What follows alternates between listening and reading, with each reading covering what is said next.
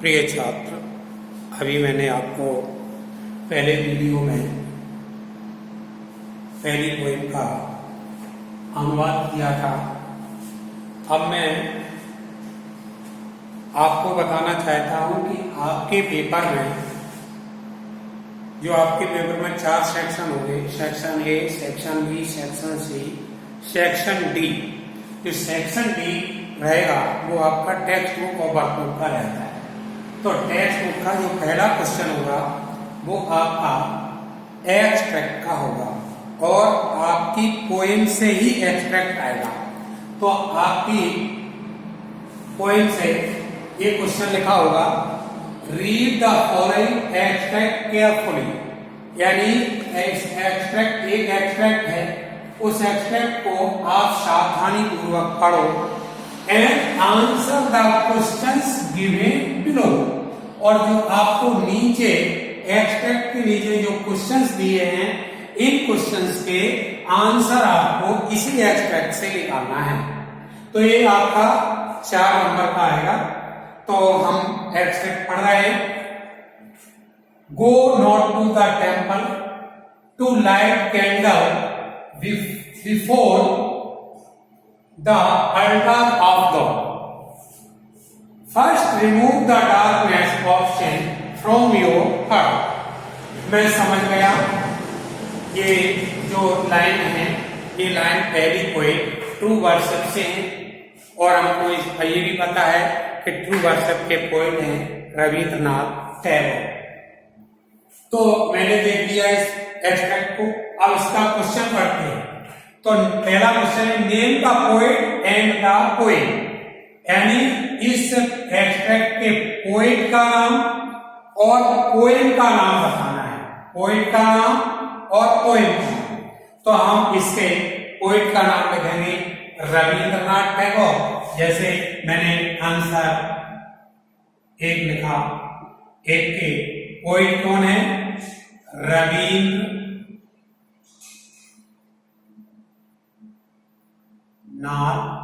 Tagore. And the poem, तो poem का नाम क्या है? Poem true worship. इस तरह से हम इस पोएम, इसको पहले क्वेश्चन हो गया। अब इसी तरह से दूसरा है। दूसरा क्वेश्चन क्या है उसका देखना है। Temple is the place of worship for. यानी टेम्पल जो है वो किसका वर्शिप प्लेस है? तो किसका वर्शिप प्लेस है? तो इसमें हम दूसरे का लिख देंगे हिंदूज।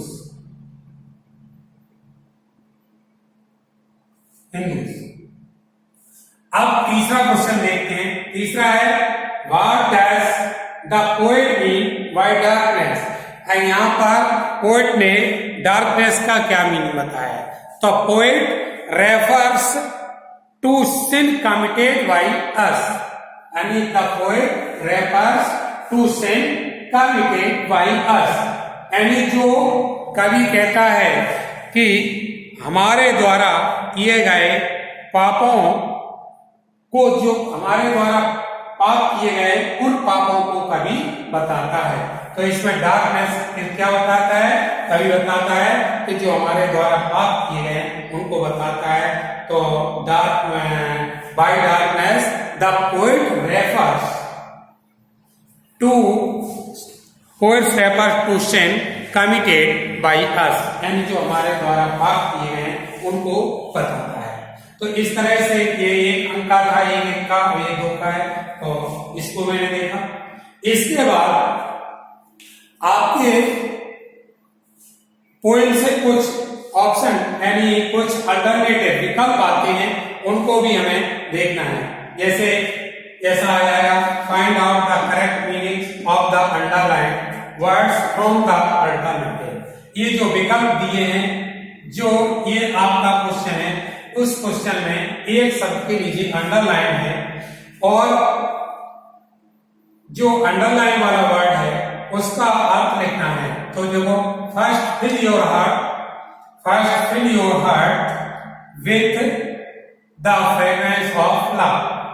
तो इसमें फ्रेग्रेंस है, फ्रेग्रेंस का मीनिंग होता है खुशबू, तो इसमें कौन हो जाएगा, खुशबू किसका है, pleasing love, pleasing smell, pleasing smell, तो इसका ये आंसर हो जाएगा। दूसरा देखो, go not to the temple to light candle before the altar of, altar of इसका मतलब होता है वेदी, वेदी, तो ये होली टेबल, एक पवित्र मेज, ये हो जाएगा। ये स्टेचू ऑफ गॉड नहीं होगा, ये बिल्डिंग भी नहीं होगा, क्या होगा, तीसरा क्वेश्चन है फर्स्ट